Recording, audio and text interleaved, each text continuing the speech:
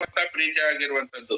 ಯಾಕೆಂದ್ರೆ ಒಂದ್ಸಲ ಆಲೋಚನೆ ಮಾಡಿದಾಗ ಆದಿಕಾಂಡದಲ್ಲಿ ಆದಾಮನನ್ನು ಮಾಡುವ ಮುಂಚೆ ಒಬ್ಬ ಮನುಷ್ಯನಿಗೆ, ಇಲ್ಲ ಅಂದ್ರೆ ದೇವರ ಸ್ವರೂಪದಲ್ಲಿ ಇರುವಂತ ಒಬ್ಬ ಮನುಷ್ಯನಿಗೆ ಬೇಕಾದ ಎಲ್ಲ ಒಳ್ಳೆಯದನ್ನು ಆತನು ಮಾಡಿ ಇದು ಒಳ್ಳೆಯದು ಇದು ಒಳ್ಳೆಯದು ಅಂತ ಹೇಳುವಂತವನಾಗಿದ್ದಾನೆ. ಅಂದ್ರೆ ನಮ್ಮನ್ನು ಆತನ ಸ್ವರೂಪದಲ್ಲಿ ನಿರ್ಮಿಸಿರುವಂತ ನಮ್ಮನ್ನು ದೇವರು ಎಷ್ಟು ಪ್ರೀತಿ ಮಾಡುವಂತವನಾಗಿದ್ದಾನೆ ಅಂತ ನಾವು ಅರ್ಥ ಮಾಡಿಕೊಳ್ಬೇಕಾಗುವ ಅವಶ್ಯಕತೆ ಇದೆ.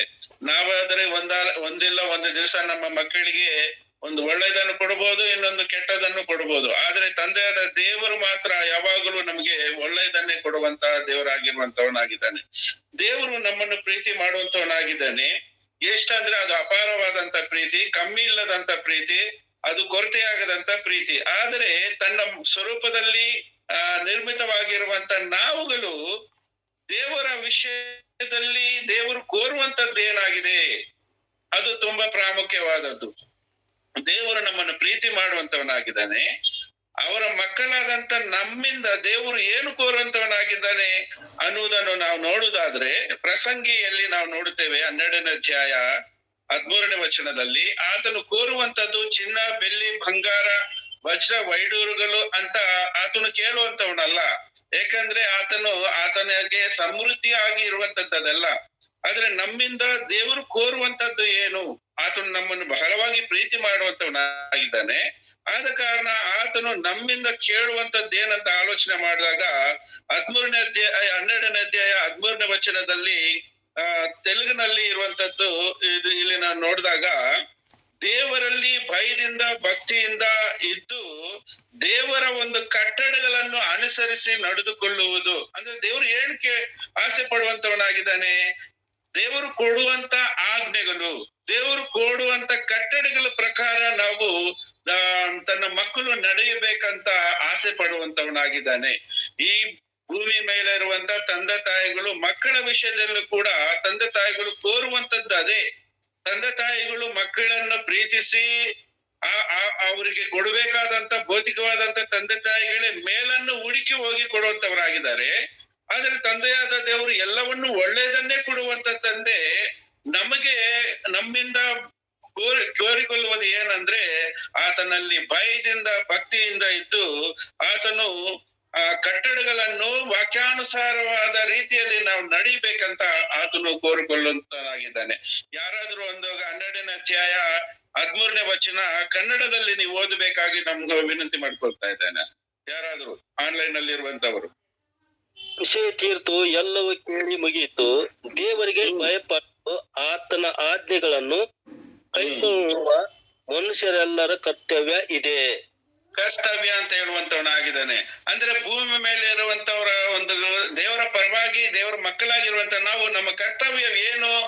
ದೇವರು ಚಿನ್ನ, ಬೆಳ್ಳಿ, ಬಂಗಾರ, ವಜ್ರ, ವೈಡೂರುಗಳನ್ನು, ಬೆಳೆ ಬಾಳುವ ಯಾವುದನ್ನು ಕೇಳ್ತಾ ಇಲ್ಲ. ದೇವರು ಏನ್ ಕೇಳುವಂತವನಾಗಿದ್ದಾನೆ ಅಂದ್ರೆ, ತನ್ನ ಮಾತುಗಳನ್ನು ಕೇಳಿ ತನ್ನ ಕಟ್ಟಳೆಗಳನ್ನು ಅನುಸರಿಸುತ್ತಾ ಆತನಕ್ಕೆ ಭಯದಿಂದ ಭಕ್ತಿಯಿಂದ ಇರುವುದೇ ಆತನು ಇದು ಏನಾದ್ರೂ ಕಷ್ಟವಾಗುವಂತ ವಿಷಯನ ಇದು? ಅಂದ್ರೆ ಇದು ಕಷ್ಟಕರವಾದಂತ ವಿಷಯ ಅಲ್ಲ, ಅದು ತುಂಬಾ ಈಸಿಯಾಗಿ ಮಾಡುವಂತದ್ದು. ಯಾಕೆಂದ್ರೆ ದೇವರು ಕೊಡುವಂತ ಕಟ್ಟಡಗಳು ನಮ್ಮ ಒಳ್ಳೆಯದಕ್ಕೋಸ್ಕರ ಕೊಡುವಂತ ದೇವರಾಗಿರುವಂತನಾಗಿದ್ದಾನೆ. ಆದ ಕಾರಣ ಅದರಲ್ಲಿ ನಾವು ತುಂಬಾ ಭಯದಿಂದ ಭಕ್ತಿಯಿಂದ ಇರಬೇಕಂತ ಇಲ್ಲಿ ಪ್ರಸಂಗಿ ಹೇಳುವಂತವನಾಗಿದ್ದಾನೆ. ಅದು ನಮಗೆ ಒಂದು ಅರ್ಹತೆಯಾಗಿ ಒಂದು ಕೆಲಸವಾಗಿ ನಮಗೆ ಕೊಟ್ಟಿರುವಂತವನಾಗಿದ್ದಾನೆ. ಆದ್ರೆ ತಂದೆಯಾದ ದೇವರು ದೇವರಲ್ಲಿ ಭಯದಿಂದ ಭಕ್ತಿ ಇರುವಂತ ನಮಗೆ ಸಿಗುವಂತ ಆಶೀರ್ವಾದಗಳು, ದೇವರು ಕೊಡುವಂತದ್ದು ಎಂತದಂತ ನಾವು ನೋಡುವುದಾದ್ರೆ, ದೇವರು ಕೊಟ್ರೆ ನಾವು ನಮ್ಮನ್ನು ಪ್ರೀತಿ ಮಾಡುವಂತ ದೇವರು ನಮಗೆ ಕೊಡುವಂತ ಆಶೀರ್ವಾದ ಏನು? 2 ಆಶೀರ್ವಾದಗಳು. ಒಂದು ಈ ಶಾರೀರಿಕವಾದಂತ ಒಂದು ಆಶೀರ್ವಾದ, ಎರಡನೇದಾಗಿ ಆತ್ಮ ಸಂಬಂಧವಾದಂತ ಆಶೀರ್ವಾದಗಳು.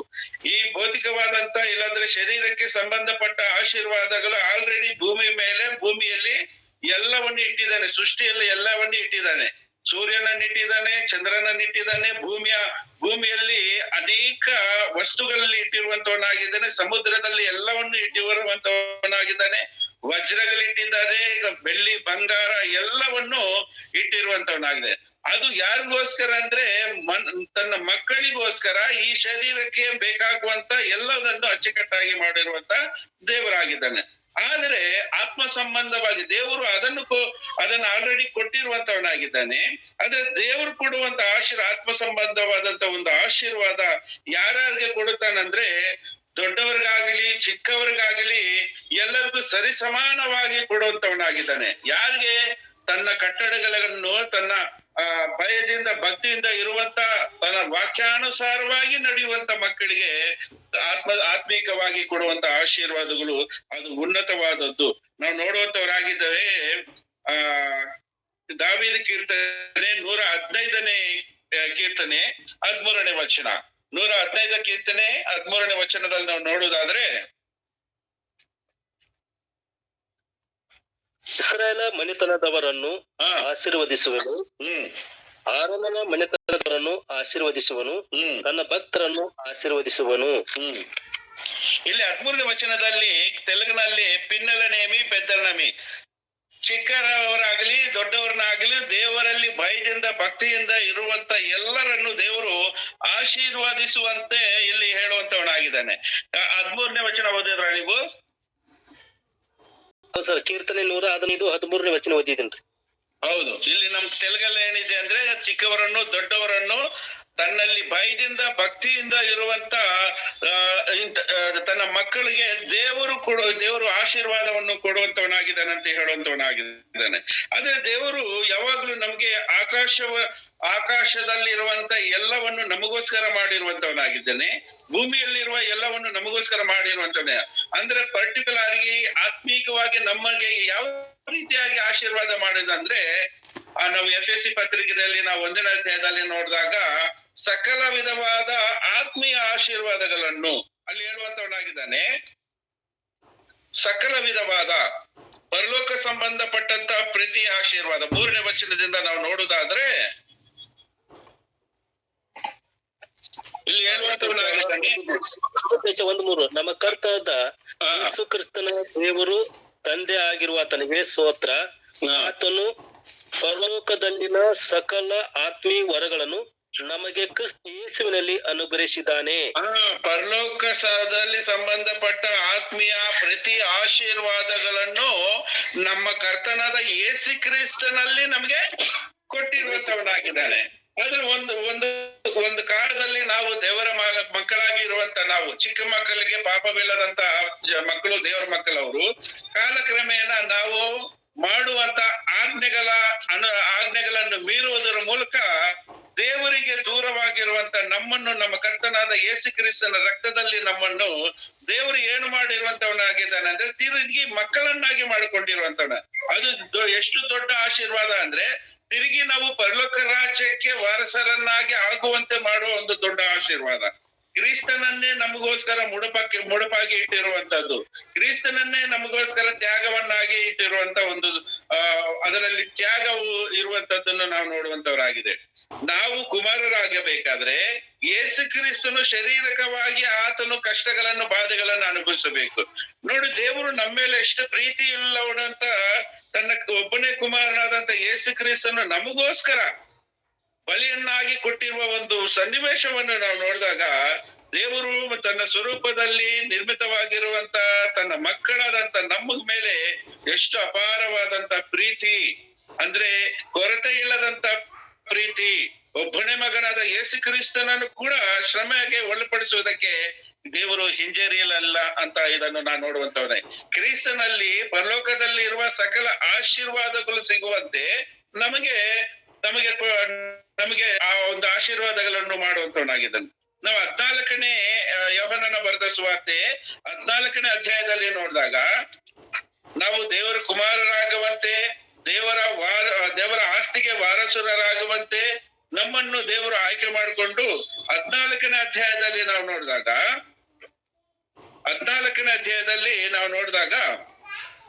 1ನೇ ವಚನದಿಂದ 2-3 ವಚನಗಳು.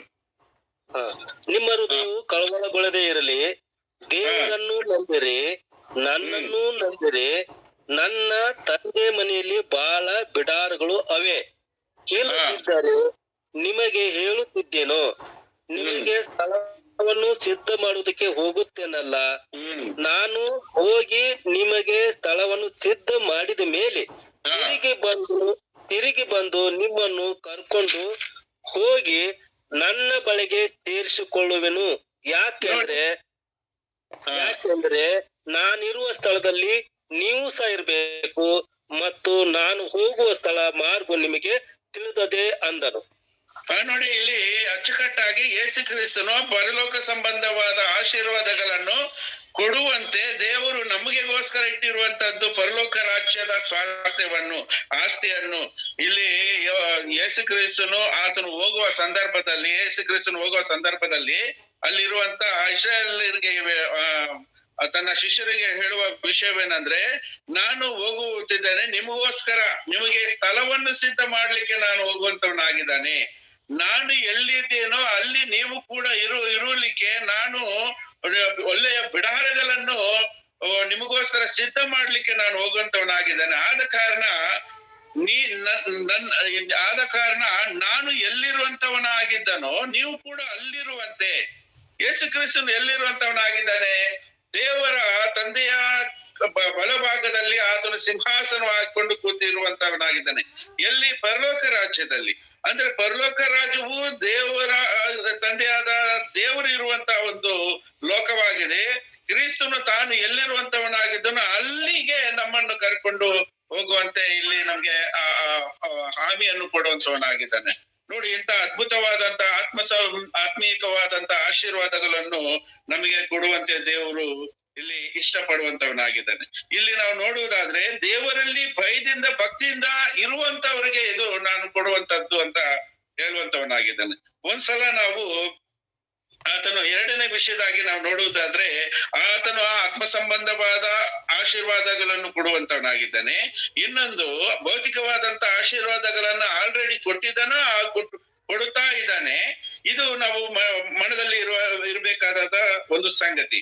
ಎರಡನೇ ವಿಷಯದಾಗಿ ನಾವು ನೋಡುವುದಾದ್ರೆ ದೇವರಲ್ಲಿ ಭಕ್ತಿಯಿಂದ ಇರುವಂತವರಿಗೆ, ಭಯದಿಂದ ಇರುವಂತವರಿಗೆ ಆತನು ರಕ್ಷಕನಾಗಿ ರಕ್ಷಿಸುವಂತವನಾಗಿದ್ದಾನೆ.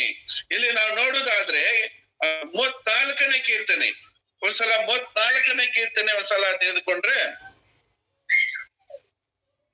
34ನೇ ಕೀರ್ತನೆ 7ನೇ ವಚನ. ಯೆಹೋವನ ಭಯಭಕ್ತಿ ಉಳ್ಳವರ ಸುತ್ತಲೂ ಆತನ ದೂತನು ದಂಡಿಳಿಸಿ ಕಾವಲಾಗಿದ್ದು ಕಾಪಾಡುತ್ತಾನೆ. ನೋಡಿ, ಇಲ್ಲಿ ಎಷ್ಟು ನಮಗೋಸ್ಕರ ಎಷ್ಟು ಭದ್ರತೆ, ದೇವರ ಭದ್ರತೆಯಾಗಿರುವಂತವನಾಗಿದ್ದಾನೆ, ರಕ್ಷಕನಾಗಿರುವಂತವನಾಗಿದ್ದಾನೆ.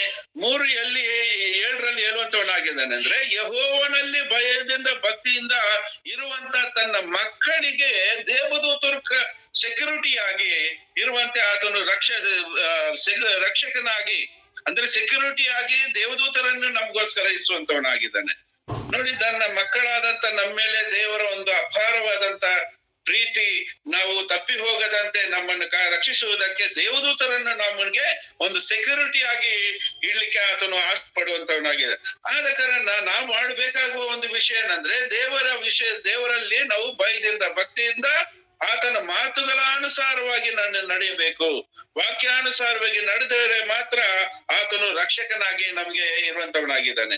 ಒಂದ್ಸಲ ನಾವು ದಾನಿಯೇಲನ ಪುಸ್ತಕದಲ್ಲಿ ನಾವು ನೋಡಿದಾಗ 3ನೇ ಅಧ್ಯಾಯ 17ರಿಂದ 17-28ರಲ್ಲಿ ಇಲ್ಲಿ ಶೆಡ್ರಕ್, ಮೆಷಕ್, ಅಬೇದ್ನೆಗೋ ಅನ್ನುವಂತವರನ್ನ ನಾವು ನೋಡುತ್ತೇವೆ. ಇಲ್ಲಿ ರಾಜನ ಆಜ್ಞೆ ಮಾಡುವಂತವನಾಗಿದ್ದಾನೆ. ಒಂದು ಪ್ರತಿಮೆಯನ್ನು ನಿಲ್ಲಿಸಿದ್ದಾನೆ. ಆ ಪ್ರತಿಮೆಗೆ ಏನ್ ಮಾಡಬೇಕಾಗುವ ಅವಶ್ಯಕತೆ ಇದೆ? ರಾಜನ ಆಜ್ಞೆ ಕೊಡುವಂತವನಾಗಿದೆ. ನೀವು ಆ ಒಂದು ಪ್ರತಿಮೆಗೆ ನೀವೇನ್ ಮಾಡ್ಬೇಕು? ನಮಸ್ಕಾರ ಮಾಡಬೇಕು ಅಂತ.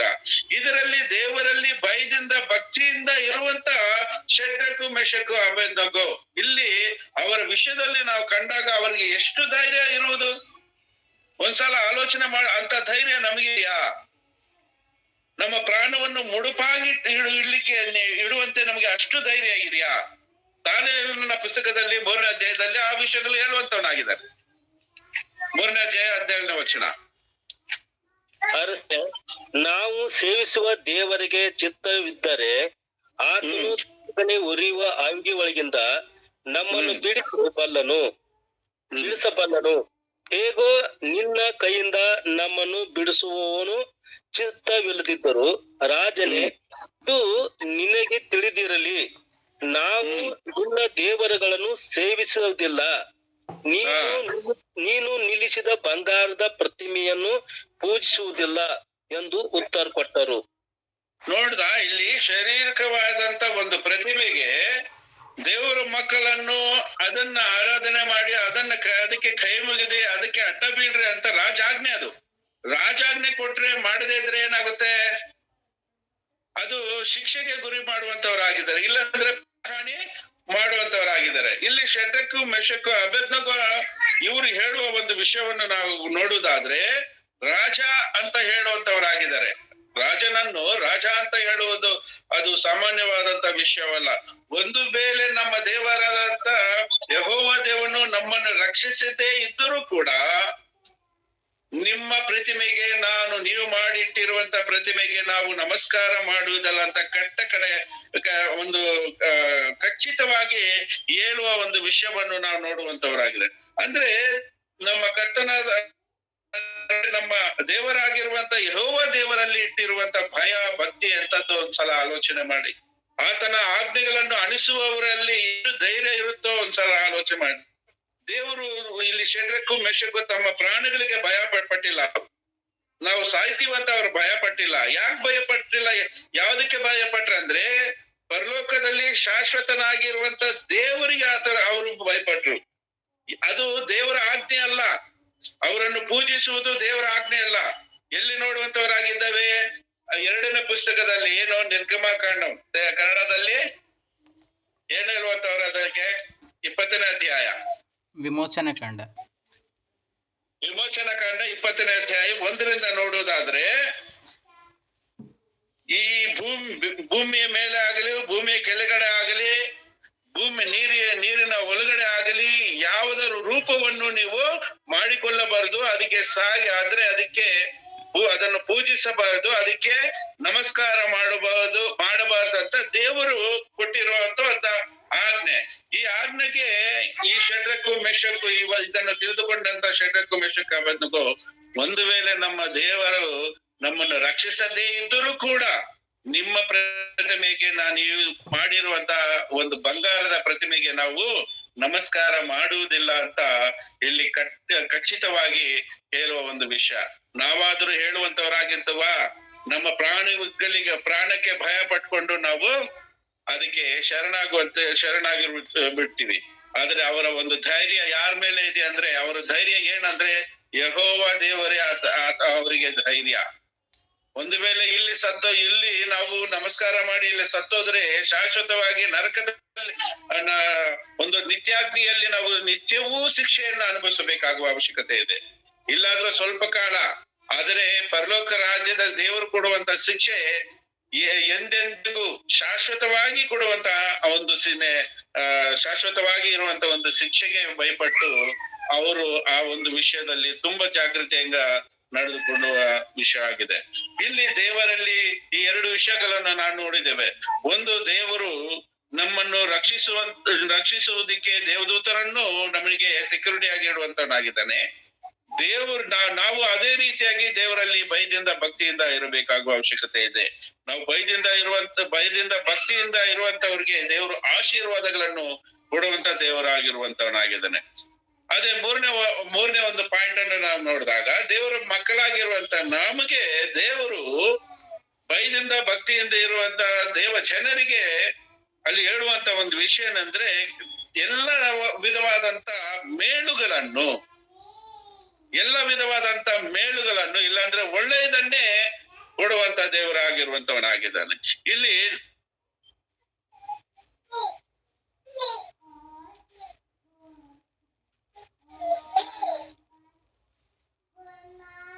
ಒಂದ್ಸಲ ನಾವು 31ನೇ ಕೀರ್ತನೆ 19ನೇ ಅಧ್ಯಾಯ 31ನೇ ಕೀರ್ತನೆ 31ನೇ ಕೀರ್ತನೆ 19ನೇ ವಚನ.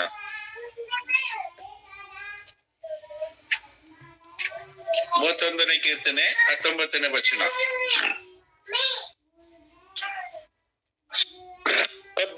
ಗೋಸ್ಕರ ನೀನು ಇಟ್ಕೊಂಡಿರೋ ಮೇಲೂ ಆಶ್ರಯತೆಗೋಸ್ಕರ ನೀನು ಎಲ್ಲರ ಮುಂದೆ ಮಾಡಿದ ಉಪಕಾರಗಳು ಎಷ್ಟೋ ವಿಶೇಷವಾಗಿವೆ. ದೇವರು ನಮಗೋಸ್ಕರ ಇಟ್ಟಿರುವ ಒಳ್ಳೆ ಅದು ಯಾವ ರೀತಿಯಾಗಿರುತ್ತೆ ಅಂದ್ರೆ, ಇಲ್ಲಿ ತೆಲುಗಿನಲ್ಲಿ ಗೊಪ್ಪದಿ ಅಂತ, ಕನ್ನಡದಲ್ಲಿ ಏನೈತೆ ಅದು? ಕನ್ನಡದಲ್ಲಿ ಏನೈತೆ? ಮೇಲು ಎಂತೋ ಗೊಪ್ಪದಿ ಅಂತ ತೆಲುಗಿನಲ್ಲಿದೆ. ಸದ್ಭಕ್ತರಿಗೋಸ್ಕರ. ಏನು? ಸದ್ಭಕ್ತರಿಗೋಸ್ಕರ ನೀನು ಇಟ್ಟುಕೊಂಡಿರುವಂತ ಮೇಲು. ಹಾ, ಮೇಲು ಆಶ್ರಿತರಿಗೋಸ್ಕರ ನೀನು ಎಲ್ಲರ ಮುಂದೆ ಮಾಡಿದ ಉಪಕಾರಗಳು ಎಷ್ಟು ವಿಶೇಷವಾಗಿವೆ. ವಿಶೇಷವಾಗಿರುವಂತದ್ದು. ತೆಲುಗಿನಲ್ಲಿ ಗೊಪ್ಪವಿ ಅಂತ ಹೇಳುವಂತವರಾಗಿದ್ದಾರೆ. ಗೊಪ್ಪ ಅಂದ್ರೆ ಉನ್ನತವಾಗಿರುವಂತದ್ದು.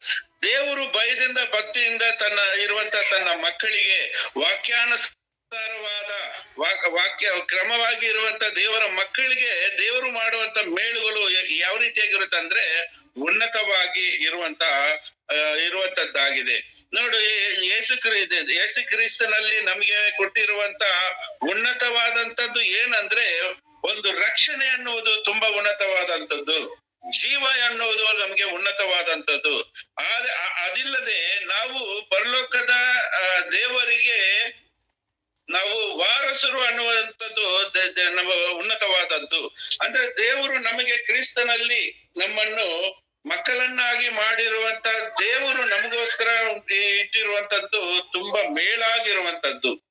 ಯೇಸು ಕ್ರಿಸ್ತನ ನಮಗೋಸ್ಕರ ಇಟ್ಟಿದ್ದು ಮೇಲ ಕೀಡ ಅಂದ್ರೆ ಮೇಲಾಗಿ ಇಟ್ಟಿರುವಂತವನಾಗಿದ್ದಾನೆ. ಆತನಿಂದ ಕ್ರಿಸ್ತನ ಮರಣದಿಂದ ನಮಗೆ ಎಷ್ಟು ಮೇಲಾಗಿದೆ ಒಂದ್ಸಲ ಆಲೋಚನೆ ಮಾಡಿದಾಗ, ಕ್ರಿಸ್ತನ ಮರಣದಿಂದ, ಆತನ ಮರಣದಲ್ಲಿ ನಾವು ಸಮಾಧಿಯಾಗಿ ಎಬ್ಬಿಸಿದ ನಂತರ ದೇವರು ನಮಗೊಟ್ಟಿರುವಂತ ಒಂದು ವಿಶೇಷವಾದಂತ ಒಂದು ವರಗಳು ಏನಂದ್ರೆ, ದೇವರು ಮಕ್ಕಳಾಗುವಂತೆ ನಮ್ಮನ್ನು ಮಾಡಿಕೊಂಡನು. ದೇವರ ಪರಲೋಕದ ಸ್ವಾಸ್ಥ್ಯವನ್ನು ನಮಗೆ ನಾವು ಕೊಡುವಂತೆ ವಾರಸರನ್ನಾಗಿ ನಮ್ಮನ್ನು ಮಾಡಿಕೊಂಡನು. ವಿಮೋಚಕನಾಗಿ ನಮ್ಮನ್ನು ಬಿಡಿಸಿದನು. ಅಂಧಕಾರದಲ್ಲಿ ಕತ್ತಲಲ್ಲಿರುವಂತ ಸಾತಾನನ ಬಂಧಕದಲ್ಲಿರುವಂತ ನಮ್ಮನ್ನೆಲ್ಲ ಬಿಡಿಸಿ ನಮ್ಮನ್ನು ಆತನ ರಾಜ್ಯದ ವಾರಸರನ್ನಾಗಿ ನಮ್ಮನ್ನು ಮಾಡಿಕೊಂಡನು. ಇನ್ನೊಂದು, ನಾವು ರಾಜರು, ಅದೇ ರೀತಿಯಾಗಿ ನಾವು ಯಾಜಕರು, ರಾಜರಾದಂತ ಯಾಜಕರಾಗಿ ನಮ್ಮನ್ನು ಮಾಡಿಕೊಂಡಿರುವಂತವನಾಗಿದ್ದಾನೆ. ನಾವು ಯಾರು ಕೆಳಗಡೆ ಇರದಂತೆ, ಯಾರು ಒಂದು ಅಡಿಮೆಯಾಗಿ ಇರದಂತೆ, ದಾಳರಾಗಿ ಇರದಂತೆ ನಮ್ಮನ್ನು ದೇವದೂತರಿಗಿಂತಲೂ ಹೆಚ್ಚಾಗಿ ಮಾಡಿರುವಂತಹ ದೇವರಾಗಿದ್ದಾನೆ. ನೀವಾಗ ಆನ್ಲೈನ್ ನಲ್ಲಿ ಇರುವಂತ ಎಲ್ಲರನ್ನು ಕೇಳುವ ಪ್ರಶ್ನೆ ಏನಂದ್ರೆ, ದೇವರು ನಮ್ಮನ್ನು ತುಂಬಾ ಪ್ರೀತಿ ಮಾಡುವಂತವನಾಗಿದ್ದಾನೆ. ಆತನು ಕೇಳುವಂತದ್ದು ಏನಂದ್ರೆ, ಆತನಲ್ಲಿ ಭಯದಿಂದ ಭಕ್ತಿಯಿಂದ ಆತನು ಕೊಟ್ಟಿರುವ ವಾಕ್ಯದ ಪ್ರಕಾರ, ಕಟ್ಟಳೆಗಳ ಪ್ರಕಾರ ನಾವು ನಡೆದುಕೊಳ್ಳಬೇಕು. ಇದು ಕಷ್ಟನಾ?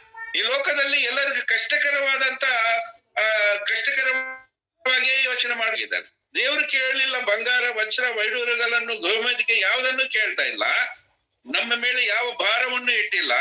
ಆದ್ರೆ ದೇವರು ಕೋರುವಂತದ್ದು ಏನಂದ್ರೆ, ನಾನು ಯಾವ ರೀತಿಯಾಗಿ ನಿಮ್ಗೆ ಆಜ್ಞೆಗಳು ಕೊಟ್ಟಿದ್ದನೋ ಆ ಆಜ್ಞೆಗಳ ಅನುಸಾರವಾಗಿ ನಾವು ನಡೆಯಿರಿ. ನಾನು ಕೊಟ್ಟಿರುವ ಹೊಸ ಒಡಂಬಡಿಕೆಯ ಅನುಸಾರವಾಗಿ ನೀವು ನಡೆಯಿರಿ. ಲೋಕದಲ್ಲಿ ಅನೇಕವಾದಂತ ವಾಕ್ಯಗಳು ಬಂದಿರುವಂತದ್ದಾಗಿದೆ. ದೇವರಿಗೆ ವಿರುದ್ಧವಾಗಿರುವಂತ ಸಾತಾನನು, ಅಪವಾದಿ ವಿರುದ್ಧ ಅಂದ್ರೆ ವ್ಯತ್ಯಾಸವಾಗಿ ವಾಕ್ಯಗಳನ್ನು ತೋರಿಸುವಂತವನಾಗಿದ್ದಾನೆ. ಆದ್ರೆ ನಾವು ಎಷ್ಟು ಜಾಗೃತಿ ಆಗಿರಬೇಕು ಒಂದ್ಸಲ ಆಲೋಚನೆ ಮಾಡಿ. ನಿಜವಾಗ್ಲೂ ದೇವರ ಮೇಲೆ ನಿಮಗೆ ಭಕ್ತಿ ಇದ್ದರೆ, ನಿಜವಾಗ್ಲೂ ದೇವರಲ್ಲಿ ನಿಮಗೆ ಭಯ ಇದ್ದರೆ, ದೇವರು ಕೊಟ್ಟಿರುವ ವಾಕ್ಯ ಏನು ಅಂತ ತಿಳಿದುಕೊಂಡು ವಾಕ್ಯ ಅನುಸಾರವಾಗಿ ನಡೆದರೆ, ದೇವರು ನಮ್ಮನ್ನು ಪ್ರೀತಿಸುತ್ತಾ ಆತನು ಎಲ್ಲಾ ತರಹದಂತ ಮೇಳುಗಳನ್ನು ಮಾಡುವಂತವನಾಗಿದ್ದಾನೆ. ಆತನು ನಮ್ಮ ರಕ್ಷಣೆಗೋಸ್ಕರ ದೇವದೂತರನ್ನು ಇಡುವಂತವನಾಗಿದ್ದಾನೆ. ಆತನು ನಮಗೋಸ್ಕರ ಪರಲೋಕ ಸಂಬಂಧವಾದಂತ ಎಲ್ಲ ಆಶೀರ್ವಾದಗಳನ್ನು ನಮಗೋಸ್ಕರ ಇಟ್ಟಿರುವಂತವನಾಗಿದ್ದಾನೆ. ನೋಡಿ, ಯಾವುದು ಬೇಕು? ನೀವು ಪರಲೋಕ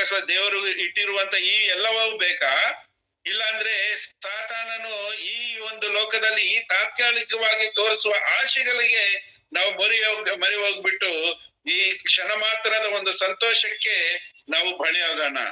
ಅದು ನಾವು ತೀರ್ಮಾನ ಮಾಡಿಕೊಳ್ಳಬೇಕಾದ ಅವಶ್ಯಕತೆ ಇದೆ. ತುಂಬಾ ದೇವರ ವಾಕ್ಯವು ಈ ಯೇಸು ಕ್ರಿಸ್ತನ ರಕ್ತದಲ್ಲಿ ಕೊಡಲ್ಪಟ್ಟಿರುವಂತ ಹೊಸ ಒಡಂಬಡಿಕೆಯ ಒಂದು ಪದ್ಧತಿಯಲ್ಲಿ ನಾವು ನಡಿಬೇಕಂತ, ಕ್ರಮದಲ್ಲಿ ನಾವು ನಡಿಬೇಕಂತ ದೇವರು ಎಚ್ಚರಿಸುವಂತವನಾಗಿದ್ದಾನೆ. ಯಾಕಂದ್ರೆ ಅದು ಕುರಿಗಳ ರಕ್ತದಿಂದ ಮೇಕೆಗಳ ರಕ್ತದಿಂದ ಪ್ರೋಕ್ಷಿಸಿ ಕೊಟ್ಟಿರುವಂತ ಧರ್ಮಶಾಸ್ತ್ರವಂತದ್ದಲ್ಲ. ಅದು ಇದು ಯೇಸು ಕ್ರಿಸ್ತನ ಪರಿಶುದ್ಧವಾದಂತ ನಿಷ್ಕಳಂಕವಾದಂತ ರಕ್ತದಿಂದ ಕೊಡಲ್ಪಟ್ಟಿರುವಂತ ಹೊಸ ಒಡಂಬಡಿಕೆ.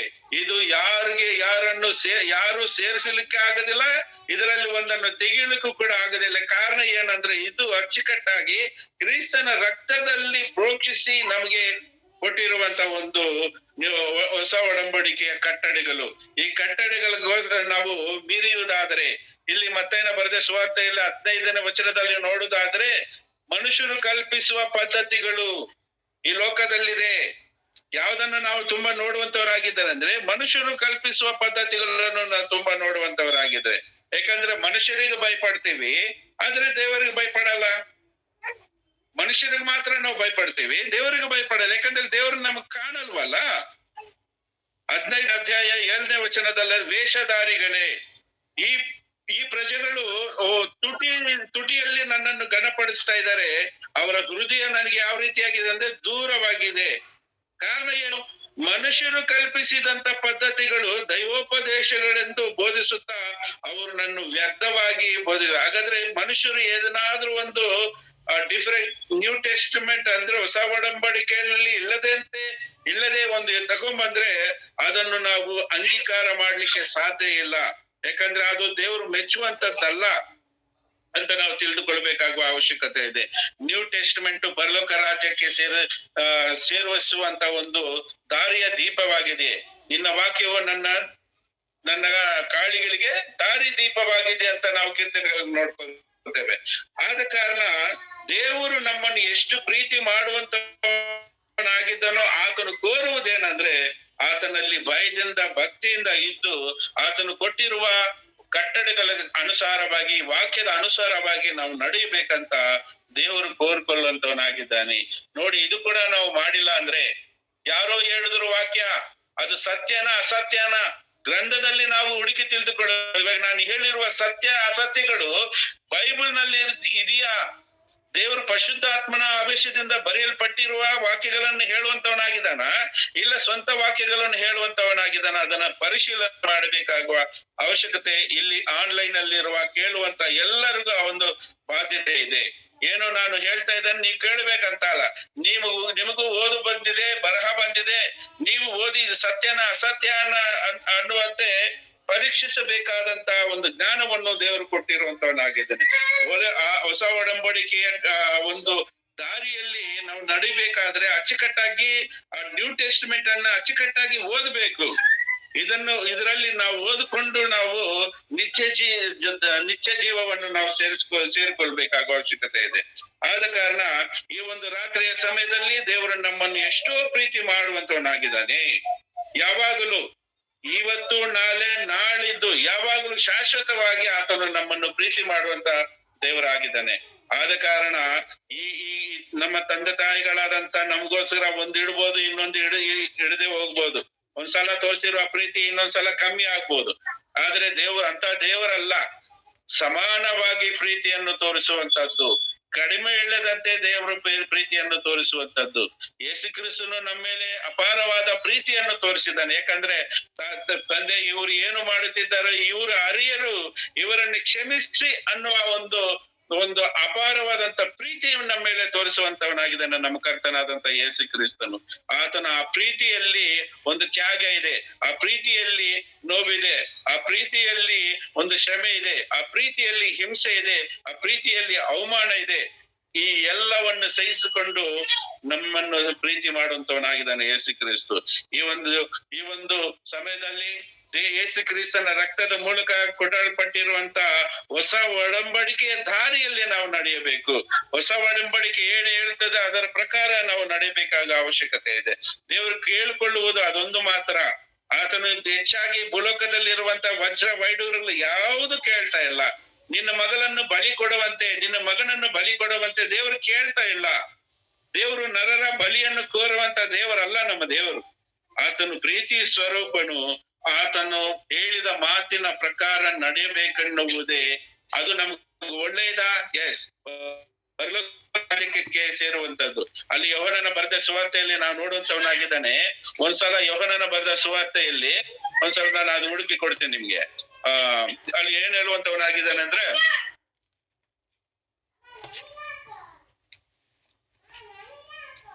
6ನೇ ಅಧ್ಯಾಯ 68ನೇ ವಚನ. ಅಲ್ಲಿ ಬಂದಿರುವಂತ ಎಲ್ಲಾರು ಹೋಗ್ಬಿಟ್ರು, ಅನ್ಯರೆಲ್ಲ ಹೋಗ್ಬಿಟ್ರು. ಅವಾಗ ಯೇಸು ಕ್ರಿಸ್ತನ ಶಿಷ್ಯರ ಹತ್ರ ಕೇಳುವಂತವನಾಗಿದ್ದಾನೆ, ನೀವ್ ಯಾಕೆ ಹೋಗ್ಲಿಲ್ಲ, ನೀವು ಹೋಗಿ ಅಂತ ಹೇಳುವಂತವನಾಗಿದ್ದಾನೆ. ಆಗ ಪೇತ್ರನು, ಸೀಮೋನು ಪೇತ್ರನು ಹೇಳುವಂತವನಾಗಿದ್ದಾನೆ. 6ನೇ ಅಧ್ಯಾಯ ಯೋಹನನ ಬರೆದ ಸುವಾರ್ತೆ 6ನೇ ಅಧ್ಯಾಯ 68ನೇ ವಚನ. ಸ್ವಾಮಿ, ಒಂದ್ಸಲ ಯಾರಾದ್ರೂ ಓದಿ. ಸ್ವಾಮಿ, ನಿನ್ನನ್ನು ಬಿಟ್ಟು ನಾವು ಇನ್ಯಾರ ಬಳಿಗೆ ಹೋಗೋಣ? ನಿನ್ನಲ್ಲಿ ನಿತ್ಯವನ್ನು ಉಂಟು ಮಾಡುವ ವಾಕ್ಯಗಳು ಉಂಟು. ನಿನ್ನಲ್ಲಿ ನಿತ್ಯ ಜೀವವನ್ನು ಉಂಟು ಮಾಡುವ ವಾಕ್ಯ ಉಂಟು. ಅಂದ್ರೆ ದೇವರು ಈ ಯೇಸು ಕ್ರಿಸ್ತನ ರಕ್ತದ ಮೂಲಕ ಕೊಡಲ್ಪಟ್ಟಿರುವ ಈ ಒಂದು ವಾಕ್ಯ ನಮ್ಮನ್ನ ಎಲ್ಲ ಏನ್ ಮಾಡುತ್ತೆ ಅಂದ್ರೆ ನಿತ್ಯ ಜೀವವನ್ನು ಕೊಡುವಂತದ್ದಾಗಿದೆ. ಆದ್ರೆ ನಮ್ಗೆ ಯೇಸು ಕ್ರಿಸ್ತನ ಮೂಲಕ ಬಂದಿರುವಂತ ದೇವರ ವಾಕ್ಯ ನಿತ್ಯ ಜೀವವನ್ನು ಕೊಡುವಂತದ್ದು. ಆತನ ವಾಕ್ಯವನ್ನು ಬಿಟ್ಟು ನಾವು ಎಲ್ಲೋಗಿ ಹೋಗೋಣ? ಹೋಗ್ಲಿಕ್ಕೆ ಸಾಧ್ಯ ಇಲ್ಲ. ಹೋಗ್ಬೇಕಾದ್ರೆ ಅದರಲ್ಲಿ ಮಾತ್ರ ಹೋಗ್ಬೇಕು. ಯೇಸು ಕ್ರಿಸ್ತನು ಸದಾಕಾಲ ನಿಮ್ಮ ಬಳಿಯಲ್ಲಿ ನಾನು ಇರುತ್ತಾನಂತ ಶಿಷ್ಯರಿಗೆ ಹಾಮಿ ಮಾಡಿದ್ನಲ್ಲ, ಯಾವ ರೀತಿಯಾಗಿರ್ತಾನೆ ಯೇಸು ಸ್ವಾಮಿ? ಯಾವ ರೀತಿಯಾಗಿರ್ತಾನೆ? ನಮ್ಮ ಬಳಿಯಲ್ಲಿ ದೇವರ ವಾಕ್ಯದ ಮೂಲಕನೇ ನಮ್ಮಲ್ಲಿ ಮಾತನಾಡುವಂತವನಾಗಿದ್ದಾನೆ. ಆತನು ಪ್ರತ್ಯಕ್ಷವಾಗ್ಬಿಟ್ಟು ಇದ ನಾನು ಯೇಸು ಕ್ರಿಸ್ತ ಅಂತ ಯಾರು ತೋರಿಸ್ಕೊಳ್ಳುವಂತ ಯೇಸು ಕ್ರಿಸ್ತನಲ್ಲ. ಆ ಕೊನೆಯದಾಗಿ ಪೌಲನಿಗೆ ಮಾತ್ರ ಕಾಣಿಸಿಕೊಂಡನು. ಈ ಶರೀರದಲ್ಲಿರುವಂತ ಒಂದು ಫೇಸ್ ಅನ್ನು ಮಾತ್ರ ಅವ್ರು ನೋಡಿದ್ರು. ಯಾರಾದ್ರೂ ರಿಯಲ್ ಆಗಿ ಯೇಸು ಕ್ರಿಸ್ತನ ಮುಖ ಯಾರಾದ್ರೂ ನೋಡಿದ್ದೀರಾ? ರಿಯಲ್, ಆ ಪರಲೋಕ ಸಂಬಂಧವಾದಂತ ರಿಯಲ್ ಫೇಸ್ ಯಾರಾದ್ರೂ ನೋಡಿದ್ದೀರಾ? ನೋಡ್ಲಿಕ್ಕೆ ಸಾಧ್ಯ ಇಲ್ಲ. ಆತನು ಅಷ್ಟು ತೇಜೋಮಯನಾದಂತ ಸ್ಥಳದಲ್ಲಿ ಇರುವಂತವನಾಗಿದ್ದಾನೆ. ಆದ್ರೆ ನಮ್ಮ ಬಳಿಯಲ್ಲಿ ಬಂದಾಗ ನಮಗೆ ಯಾವ ರೀತಿಯಾಗಿ ಕಾಣಿಸಬೇಕು, ಪೌಲನಿಗೆ ಆ ರೀತಿಯಾಗಿ ಕಾಣಿಸಿದನು. ಆತನು ಶರೀರಧಾರಿಯಾಗಿ ಮನುಷ್ಯರ ರೂಪದಲ್ಲಿ ತಾಲಿ ಆ ರೀತಿಯಾಗಿ ಕಾಣಿಸ್ಕೊಂಡನು. ಯೇಸು ಕ್ರಿಸ್ತನ ರಿಯಲ್ ರೂಪ ಇದುವರೆಗೂ ಯಾರು ಕಂಡಿಲ್ಲ. ಆ ಒಂದು ವಿಷಯವನ್ನು ನಾವು ಸ್ವಲ್ಪ ತಿಳಿದುಕೊಳ್ಬೇಕಾದ ಅವಶ್ಯಕತೆ ಇದೆ. ಈ ರಾತ್ರಿ ಕಾಲ ಸಮಯದಲ್ಲಿ ಈ ಒಂದು ದೇವರ ಒಂದು ಪ್ರೀತಿಯಲ್ಲಿ ನಮ್ಗೆ ಇರುವಂತ ಆಶೀರ್ವಾದಗಳು, ಅದೇ ರೀತಿಯಾಗಿ ನಮ್ಗೆ ಇರುವಂತ ಒಳ್ಳೆಯ ವಿಷಯಗಳು, ಅದೇ ರೀತಿಯಾಗಿ ನಾವು ರಕ್ಷಣೆಯಲ್ಲಿದ್ದೇವೆ. ರಕ್ಷಣೆಗೋಸ್ಕರ ನಮಗೋಸ್ಕರ ದೇವದೂತರನ್ನು ಇಟ್ಟಿದ್ದಾನೆ ದೇವರು ಅನ್ನೋದನ್ನು ನಾವು ನೋಡುವಂತವರಾಗಿದ್ದಾರೆ. ಇದು ಬೇರೆ ಯಾರು ಮಾಡುವಂತವರಾಗಿಲ್ಲ. ನಾವು ದೇವರಿಗೆ ಏನು ಕೊಡ್ತಾನೂ ಇಲ್ಲ. ದೇವರು ಉಚಿತವಾಗಿ ಕೊಡುವಂತದ್ದಾಗಿದೆ. ಇದು ದೇವರು ನಮ್ಗೆ ಉಚಿತವಾಗಿ ಕೊಡುವ ಒಂದು ಆಶೀರ್ವಾದಗಳು. ಈ ವಾಕ್ಯದ ಮೂಲಕ ಈ ವಾಕ್ಯವನ್ನು ಎಲ್ಲರೂ ಗಮನದಲ್ಲಿಟ್ಟುಕೊಂಡು ಈ ವಾಕ್ಯಗಳು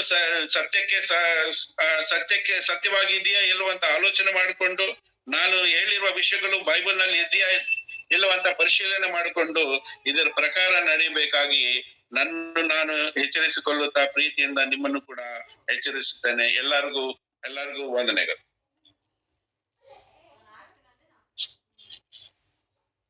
ಎಸ್. ಸೊ ಇಲ್ಲಿವರೆಗೂ ನಮಗೆ ಸಹೋದರರು ಅನೇಕವಾದಂಥ ದೇವರ ಮಾತುಗಳ